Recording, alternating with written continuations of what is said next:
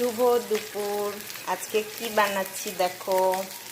এটা হচ্ছে একটা মাছ, নাম বলতে পারবে কে কে এই মাছটার? এটার নাম আমরা বলি 3 কাটা। এই 3 কাটা মাছ এই যে ব্যাচ করে ভেজে নিচ্ছি। কিছুটা ভেজেছি, আবার ভাজছি, তারপরে হালকা পাতলা করে একটা ঝোল বানাবো।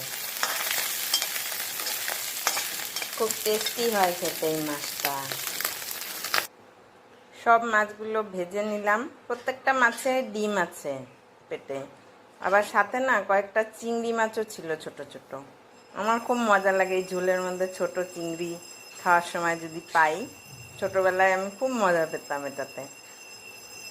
আর এই যে দেখো, মাছের সঙ্গে মানানসই করে ঘরে একটু পটল ছিল, পটল আর আলু সরু সরু করে কেটে নিয়েছি। তোমরা চাইলে বেগুন থাকলে বেগুনও দিতে পারো, যার যেরকম খুশি। আর এই যে ফোড়নে দিচ্ছি কালো জিরে, পেঁয়াজও দেওয়া যায় কিন্তু আমি দিচ্ছি না পেঁয়াজ। ফোড়নটা দেওয়ার পরে এই সবজিটুকু ছেড়ে দিলাম।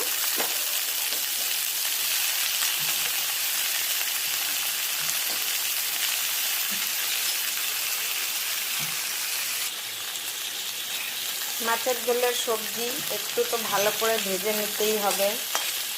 এখন আমি এগুলোকে একটু মিডিয়াম আঁচে ভাজতে থাকি।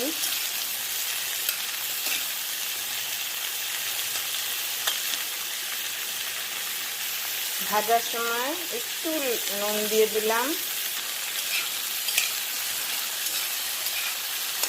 বাকি নুনটা ঝোল দেওয়ার পরে দিতে হবে, এখন বেশি দেওয়া যাবে না।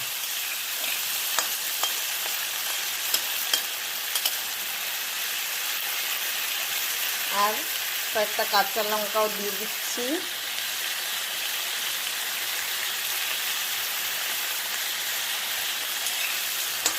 এটা দিয়ে চচ্চড়িও ভালো লাগে এই মাছের। এর আগের দিন চচ্চড়ি খেয়েছি বলে আজকে একটু ঝোল বানাবো।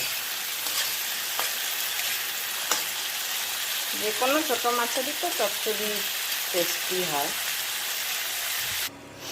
এই ভাজার সময় একটু ঢেকে ঢেকে ভাজছি, যাতে ভাজাও হয়ে যায় সেদ্ধও হয়ে যায়। এই যে একবার করে একটু ঢাকবো, আবার একটু নাড়া দিব। ঢাকনা তুললে এইভাবে ভালো হয়, মজে যায় তাড়াতাড়ি সবজিটা।